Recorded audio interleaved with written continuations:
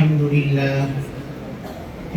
لله وكفى وسلام على عباده الذين اصطفى أما بعد فأعوذ بالله من الشيطان الرجيم بسم الله الرحمن الرحيم يوم لا ينفع مال ولا بنون إلا من أتى الله بقلب سليم وأزلفت الجنة للمتقين وقال النبي صلى الله عليه وسلم عليكم بمجالسة العلماء صدق الله مولانا العظيم وصدق رسوله النبي الكريم ونحن على ذلك من الشاهدين والشاكرين والحمد لله رب العالمين اللهم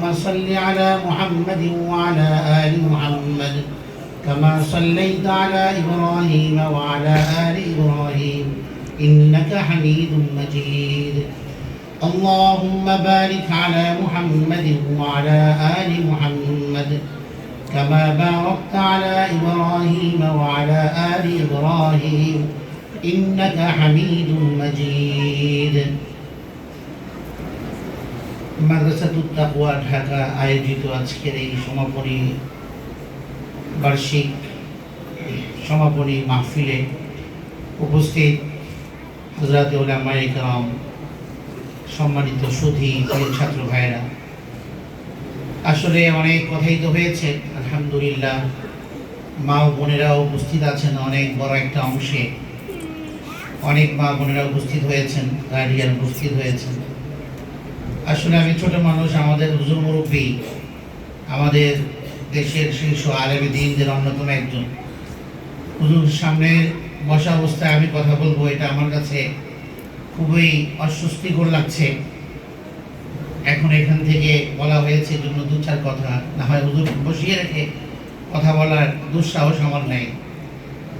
দ্বীনের নিসবতে আপনারা যাবৎ পর্যন্ত অনেক কথা শুনেছেন হযরত উলামায়ে কেরামের মূল্যবান জবানে, যা আমাদের জন্য, আমাদের জীবনের জন্য অনেক বড় পাথেয়। উলামায়ে কেরামের সম্মান, উলামায়ে কেরামের মজলিস এবং উলামায়ে কেরামের সাথে সম্পর্ক রাখা, দ্বীনের সাথে সম্পর্ক রাখার জন্য অনেক বড় জরুরি। এই জরুরি বিষয়গুলো আমরা শুনেছি। আমি সংক্ষেপে দু চারটি কথা বলে আমার কথা শেষ করব। কোরআনুল কারীমে সূরাতুশ শুআরাতে আল্লাহ রাব্বুল আলামিন আয়াতে কারীমাতে বলেছেন যে ময়দানে মাহশারে কিয়ামতের দিন মানুষের এই দুনিয়ার জীবনের সম্পদ, অর্থ সম্পদ, জনসম্পদ, সন্তান সন্ততি, এগুলো কোনোই কাজে আসবে না। যদি কেউ সুস্থ অন্তর নিয়ে আল্লাহর কাছে যেতে পারে তাহলে সে কামিয়াব, সে সফল। সম্পদ এবং সন্তান আল্লাহ তাআলার দান।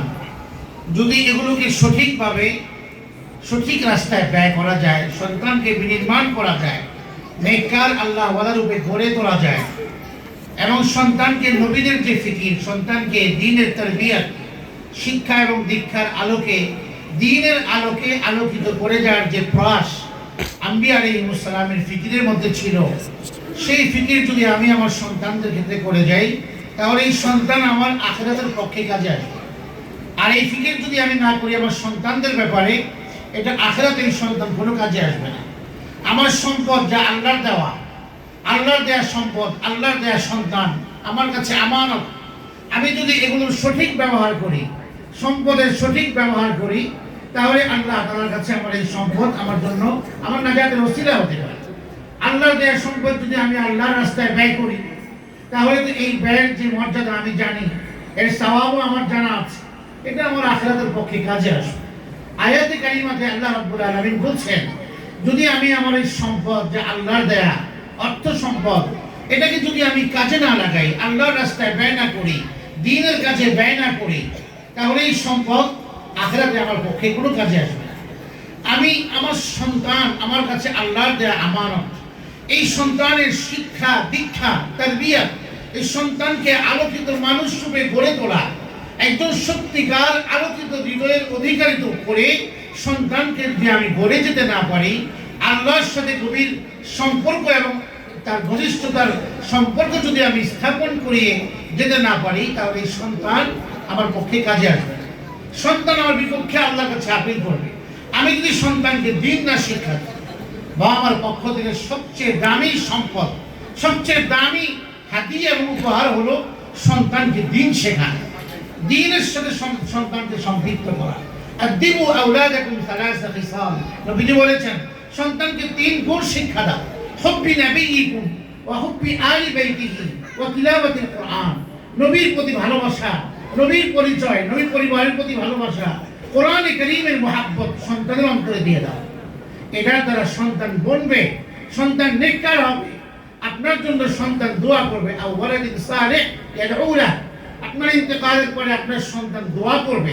তো নেক সন্তান বানিয়ে দেওয়া আমার আপনার দায়িত্ব, তাহলে এই সন্তান কাজে আসবে। আমি যদি সন্তানকে দিন না শেখাই, এই সন্তান আমার কাজে আসলো না, বদ্দিন হলো, ময়দানে মাস্টারে আল্লাহর কাছে আপিল করবে যে আল্লাহ আমার বাবা আমাকে দিন শেখায় নাই, কোরআন শেখায় নাই, সুন্নাহ শেখায় নাই, দ্বীনের পথে চলা শেখায় নাই, আলেমদের সাথে সম্পর্ক করে দেয় নাই, আমার আমাকে আপনি কঠিন শাস্তি দান করেন। তো সেজন্য যদি আল্লাহর কাছে সুস্থ অন্তর নিয়ে যেতে পারি, তাহলে আমি সফল হতে পারবো। সুস্থ অন্তরের 5টি নিদর্শন, সুস্থ অন্তরের 5টি নিদর্শন, এই 5টি নিদর্শন যদি থাকে আপনি বুঝতে পারবেন যে আপনার অন্তরটা সুস্থ আছে। আর যদি 5টি সিমটম না থাকে, তাহলে বুঝতে হবে আপনার অন্তরটা রুগ্ন, এটাকে চিকিৎসা করে সুস্থ করতে হবে। আর এই সুস্থতার জন্য যারা উম্মতের রুহানি ডাক্তার, উলামা,